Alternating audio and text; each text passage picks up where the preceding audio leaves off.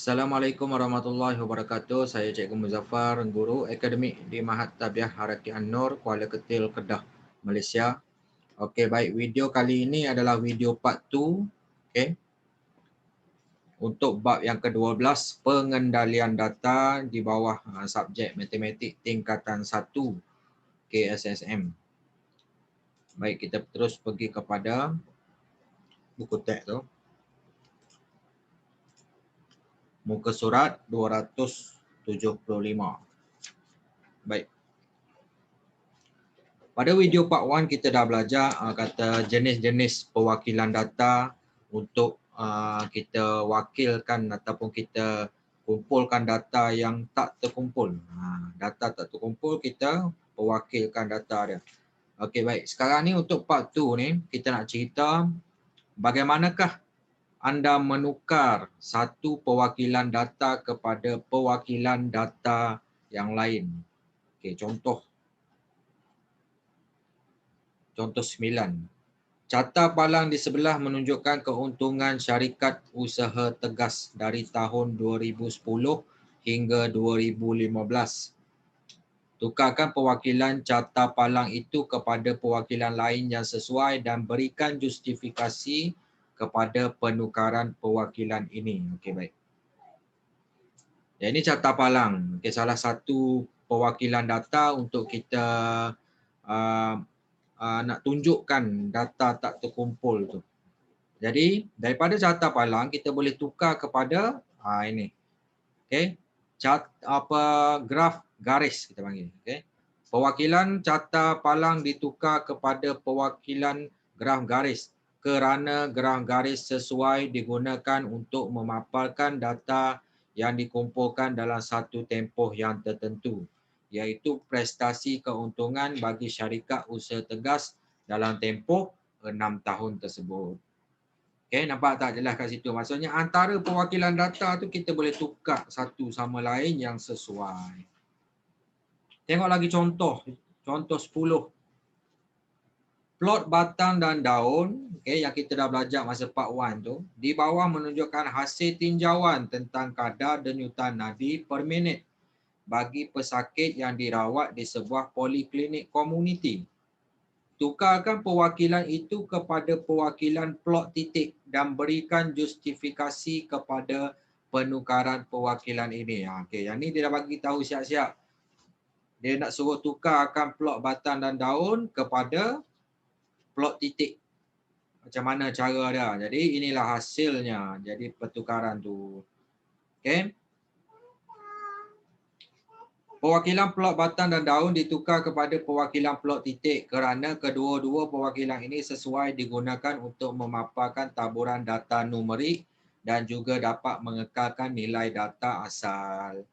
Okey, selesai untuk contoh 10. Untuk lebih mahir berkaitan dengan kita nak tukar perwakilan data, satu jenis perwakilan data kepada jenis yang lain, para pelajar boleh buat latih diri 12.1C ni. Jawapan boleh rujuk di ruangan jawapan di belakang buku teks. Okey. Kita sambung lagi, bagaimanakah anda mentafsir perwakilan data? Okey. Kita nak tafsir dia macam mana? Dia bagi data dalam bentuk perwakilan data, kita nak tafsirkan dia. Dengan mentafsir perwakilan data, kita dapat memperoleh maklumat dan seterusnya membuat inference dan ramalan. Contoh 11, kita tengok. Graf garis di sebelah menunjukkan jisim sampah dalam ributan yang dibuang di sebuah bandar dari tahun 2010 hingga 2015. Okey, ini dia punya data dia, perwakilan data. Graf garis. Okey, ini soalan dia. Berapakah jisim sampah yang dibuang pada tahun 2010? Okey, daripada graf garis ni kita boleh tahulah nilai dia. Okey, B, apakah yang boleh anda nyatakan tentang jisim sampah yang dibuang pada tahun 2011 hingga 2014? Kita tengok 2011 hingga 2014 tu macam mana, naik ke turun? Macam tu lah. C, cari min jisim sampah yang dibuang dalam tempoh 6 tahun itu. Min ni purata. D, nyatakan satu inference yang boleh dibuat berdasarkan graf garis itu. Inference ni macam sebab akibat lah. E, berdasarkan trend graf garis ni, ramalkan jisim sampah yang dibuang pada tahun 2016, adakah semakin menurun atau naik? Jadi jawapan dia kat sini, soalan A tadi, jisi sampah pada tahun 2010. Kalau kita tengok dekat graf tu, 1,900 tan. Okay, tengok betul-betul dekat graf tu. B, jisi sampah yang dibuang adalah sama pada tahun 2011 dan 2014. Okey, 2011, 14 tu sama nilai, kita tengok kat sini. C itu jumlah jisi sampah yang dibuang dalam tempoh 6 tahun. C itu min apa? Min maksudnya purata. Kita tambah semua 1,900 tambah 2,100 tambah 2,900 tambah 2,600 tambah 2,100 tambah 1,600 bahagi dengan 6. Okey. 13,200 tan bagi 6 dapat 2,200 tan, dia punya min purata lah. D, nyatakan satu inferan yang boleh dibuat berdasarkan graf-garis itu. Jisi sampah yang dibuang semakin berkurangan setiap tahun selepas tahun 2012 ni, dia semakin kurang. Berdasarkan trend, okey, trend tu kita ramalkan jisi sampah yang dibuang pada tahun 2016 semakin turun ke naik. Jadi kita ramalkan semakin turun. Makin turun, anggaran dia tu lebih kurang 1,100 tan. Okey. Sebab kat sini kita tengok penurunan dia tu, okey, 2,600 pergi 2,100, 500. 2,100 pergi 600, 500 juga. Jadi kita ramalkan dia turun lagi 500, lepas tu 1,100 tan. Selesai contoh 11. Seterusnya contoh 12. Di makmal kawalan kualiti jangka hayat kepada jam yang hampir bagi 24 biji sel kering diuji. Data yang diperoleh diwakilkan dengan plot titik seperti yang ditunjukkan dalam rajah di sebelah. Okey, ni plot titik. Okey.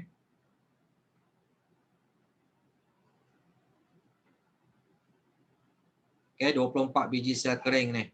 Jangka hayat masing-masing dalam jam. Ada yang 8 jam, ada 10 jam, sampailah ada yang 20 jam jangka hayat sel kering tu. Baik, ini soalan dia. Nyatakan jangka hayat maksimum dan minimum bagi sel kering yang diuji. Okey, jangka hayat maksimum 20 jam lah. Minimum 8 jam dalam plot titik ni. Itu yang pertama. B, nyatakan satu inferan yang boleh dibuat berdasarkan data dalam plot titik itu. Okey, inferan dia, kebanyakan sel kering mempunyai jangka hayat dari 13 jam hingga 20 jam. Kita tengok yang 13 hingga 20 ni yang banyak.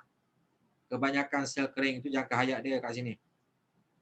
C, makmal kawalan kualiti menetapkan supaya sel kering yang mempunyai jangka hayat kurang daripada 10 jam dianggap cacat dan ditolak. Cari peratusan sel kering yang ditolak. Okey, jadi kita tengok yang ni.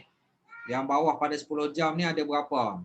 1, 2, 3. 3 daripada 24 biji sel. Jadi 3 bagi 24 darat 100% untuk dapatkan peratus sel kering yang cacat yang ditolak tu. Okey, ni cara kira dia. D, diketahui 50% daripada sel kering mempunyai jangka hayat sekurang-kurangnya X jam. Cari nilai X.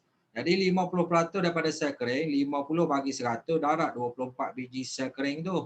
Jadi kita tahulah 50% tu 12 biji sel kering. Jadi 12 biji yang mana? Okey, kita ambil yang paling atas kali ni. Nampak? Ditandakan dengan petak ni. 12 biji sel kering yang mempunyai jangka hayat yang paling tinggi yang kita pilih. Okey. Jadi yang paling tinggi itu kat situ kita tengok. Yang paling tinggi memang yang 20. Yang paling minimum yang jangka hayat yang sesuai tu. 17 kat sini. Okey. Daripada plot titik dapati 12 biji sel kering mempunyai jangka hayat sekurang-kurangnya 17 jam. Okey. Paling kurang 17, paling tinggi 20 kat sini. Jadi X tu adalah 17. Itu cara dia kita jawab soalan ni. Baik, selesai untuk contoh 12. Kita sambung lagi, okey.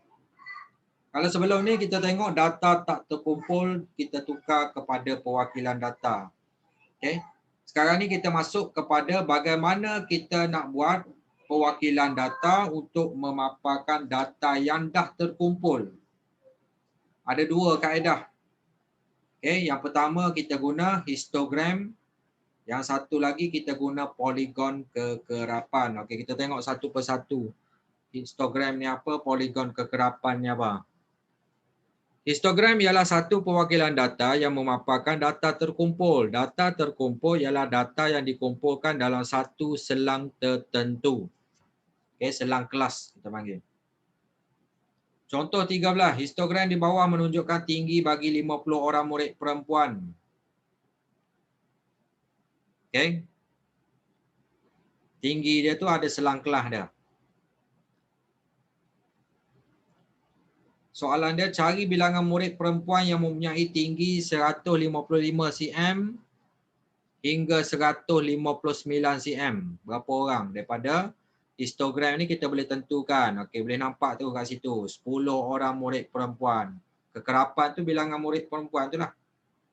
B, murid perempuan yang mempunyai tinggi 160 cm dan ke atas layak untuk menyertai pasukan bola tampar. Cari bilangan murid perempuan yang layak untuk menyertai pasukan bola tampar itu. Okey, kita tengoklah.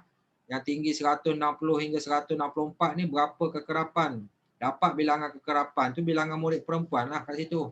3 orang murid perempuan. Soalan C, dengan memerhatikan bentuk histogram itu, buat inferen tentang taburan tinggi murid perempuan. Okey, inferen dia kalau kita tengok kat sini yang paling tinggi, yang paling ramai tinggi yang mana? Okey, julat tinggi yang mana? 150 hingga 154 tu. Paling tinggi. Okey, lepas tu ada yang kedua tinggi, tiga tinggi, tapi graf tu dia tengah-tengah tu yang lebih ramai. Okey. Jadi inferen dia kebanyakan murid perempuan mempunyai tinggi 145 hingga 159. Julat yang ni yang ramai tinggi pelajar perempuan tu. Baik. Selesai untuk histogram, contoh histogram. Kita pergi kepada polygon kekerapan. Polygon kekerapan ni dia berkaitan juga dengan histogram ni sebenarnya. Okey. Kalau histogram kita lukis dia ni mengikut sempadan bawah, sempadan atas. Manakala polygon kekerapan ni kita nak plotkan dia, nak tulis titik-titik tu, kita menggunakan titik tengah setiap selang kelas. Okay, tengok contoh. Polygon kekerapan ialah graf yang menyambungkan titik tengah bahagian atas setiap palang dalam histogram itu dengan garis lurus. Okay, nampak titik tengah setiap histogram tu. Contoh kita ambil histogram yang sama tadi. Okay, tinggi murid perempuan ni tadi sebagai contoh. Dan dekat sini kita plotkan titik tengah. Titik tengah untuk setiap kata selang kelas ni. Baik. Jadi garisan dia ni, graf garis yang asal ni macam ni. Okay, polygon kekerapan ni. Okay, tu polygon kekerapan. Okay, kita terus kepada contoh 14. Okay. Polygon kekerapan di bawah menunjukkan masa yang dicatatkan oleh sekumpulan peserta dalam larian mesra di sebuah taman.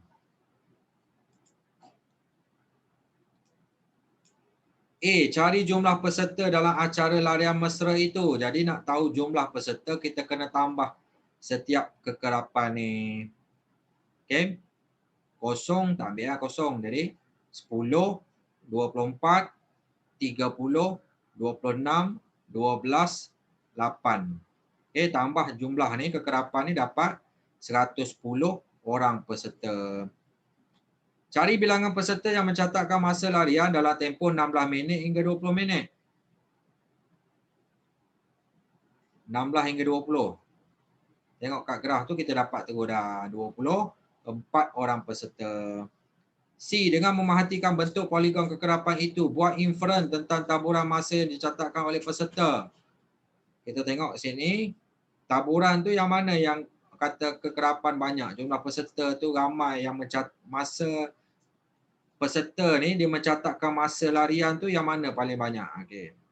Kebanyakan peserta mencatatkan masa larian dari 16 minit hingga 30 minit. Okay, 16 hingga 30 ni, tengah-tengah ni yang ada yang paling tinggi, ada puncak dia ni. Untuk lebih mahir berkaitan dengan histogram dan poligon kekerapan, para pelajar boleh buat latih diri 12.1D ni. Okey, jawapan boleh rujuk di urangan jawapan lah belakang buku teks. Okey, bermula muka surat 280 ni, lepas tu sambung lagi sampai muka surat 281 ni. Okey, histogram dan poligon kekerapan tu lah. Okey, baik. Seterusnya, muka surat 282. Jadi, persoalannya kat sini, apakah kepentingan mewakilkan data secara beretika? Pentingnya kita catat data dengan tepat. Jangan tipu data. Okay? Kena jujur, beretika. Pewakilan data membantu kita menganalisis dan mentafsir data dengan mudah. Kita perlu mewakilkan data secara beretika untuk mengelakkan kekeliruan. Untuk mewakilkan data secara beretika, skala yang digunakan dalam pewakilan mesti seragam dan bermula daripada kosong. Data yang dipaparkan mesti tepat. Okey. Kita tengok contoh 15 dan contoh 16 ni. Carta palang di sebelah menunjukkan bilangan gol yang dijaringkan oleh 4 orang pemain bola sepak dalam Liga Bola Sepak Daerah Permai. Okey. Adam 14 gol. Daud 7 gol. Ravi 10 gol. Zain okey 9 gol. Adakah bilangan jaringan gol Adam adalah 2 kali bilangan jaringan gol Ravi? Terangkan. Okey, Adam berapa? 14.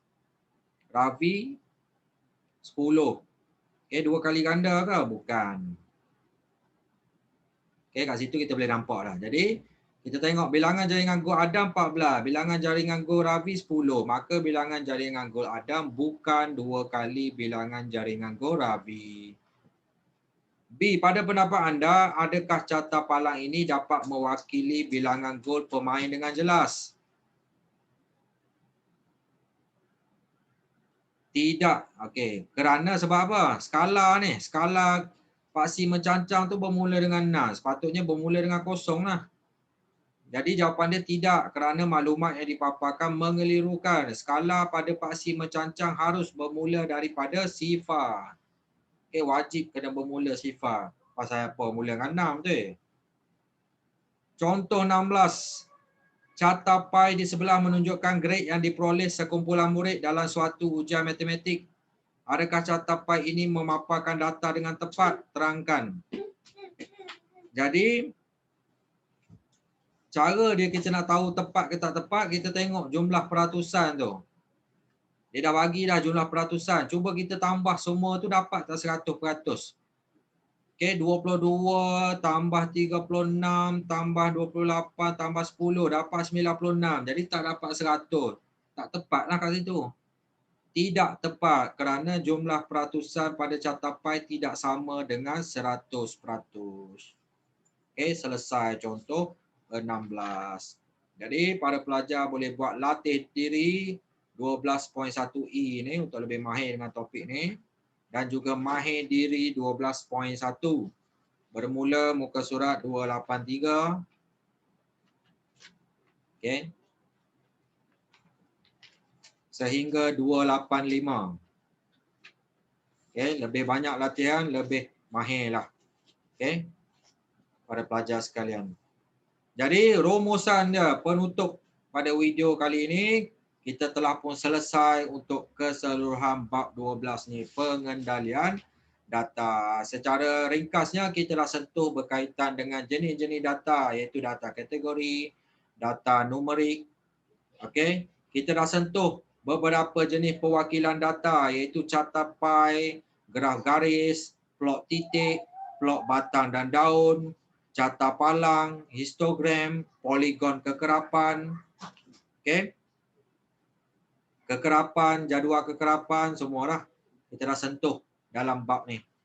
Jadi secara umumnya kesimpulannya kita dah sentuh ke semua standard pembelajaran yang sepatutnya para pelajar kuasai dalam bab ini. Jadi sampai situ saja video cikgu untuk kali ini. Untuk lebih mahir, untuk lebih orang kata mudah, lebih orang kata dapat prestasi yang tinggi untuk topik ni. Jadi kita akan masuk kepada pentaksiran bilik darjah dan juga praktis ke arah PT3 pada video akan datang. Sekian, terima kasih. Assalamualaikum warahmatullahi wabarakatuh.